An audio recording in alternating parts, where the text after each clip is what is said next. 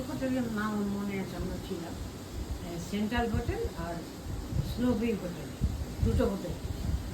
Central hotel একটু নিচের দিকে, স্নোভিটা একটু ওপর দিকে, এই দুটো হোটেলে আমরা ছিলাম। নিচে কাঠের দোতলা, কাঠের সব কিছু, পুরো বাড়িতে কাঠের। আর ঘরের মধ্যে চিমনি আছে, চিমনি জ্বলছে, আর ঘর গরম। আর ওইখানে যা ওখানকার খাবার, কিছু কিছু ভাত ডালও পাওয়া যেত, সব কিছুই ওগুলো থাকতো। অতটা মনে নেই, ছোটো আমি। আর তখন কখন গেছি আমরা, যখন নাকি ওই যে মুসলমানরা সব তারা করছিল, কলকাতায় প্রচণ্ড মারপিট হচ্ছে, তখন ওখানে অনেকেই পালিয়ে গেছে। আমরা যেমন মারা যেরকম ঢাকা থেকে পালিয়ে এসেছিল, সেরকম এই কলকাতা থেকেও আরও সেফ বলে দার্জিলিংয়ে থাকা হয়েছে 3 মাস। ওই যে খাওয়া হতো। তারপরে ওখানে রাস্তাঘাট কী বল, পাহাড়, মানে ওই বাড়িটা যাবো জানাশোনা, ওইখানে বেয়ে বেয়ে না অটোমেটিক উঠে গেলাম।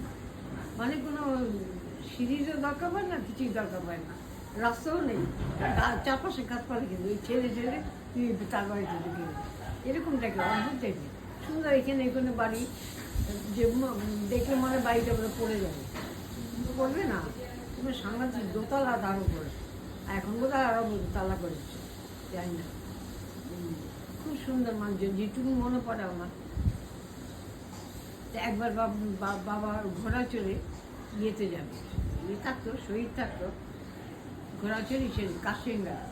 আর বর্দা করেছি, বর্দা চুল জান পিঠে ছিল, বর্দা বাবার একটু জানায়নি, একটা টাকটুকরা পাওয়া যায়, ছোটো টাকটুকরা নিয়ে ও ভেবেছে বাবার সঙ্গে যাচ্ছে, শহীদ ভেবেছে, ও নিয়ে পেছন যাচ্ছে। বাবা বলে আমি অনেকক্ষণ দিকে মনে হইতেছে পেছনে, এই যে সরু রাস্তা, খাত কিন্তু সরু রাস্তা, এখান থেকে বর্দাকে নিয়ে সরু রাস্তা, বাবা বলে ওখান থেকেই ফেরত মনারে নিয়ে আমি এসে বাড়িতে চলে এসে, বর্দা এরম ছিল। তখন সব বকাবকি করেছি, গেছিস কেন, এই কথা শুনে। তারপরে বলে সানরাইজ দেব, তখন ওইখানে ছিল আরেকটা ওই কাশিয়ান, আর নামটা ভুলে গেলাম। তারপর লাস্টে আসলাম আমাদের জেঠিমার বাপের বাড়ি ছিল, জেঠিমার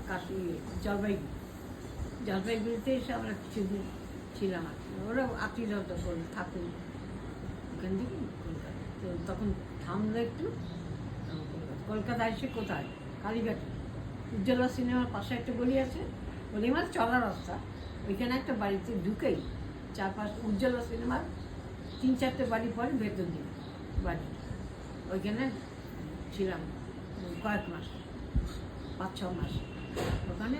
তখন ছবিও আছে, বর্দা অল্প বাস, আমি তো মানে আরও ছোট। ওইখানে কিছুদিন থাকার পর শিয়ালদা বাড়ি, ওই ম্যানেজার কিনলো ওই বাড়িটা,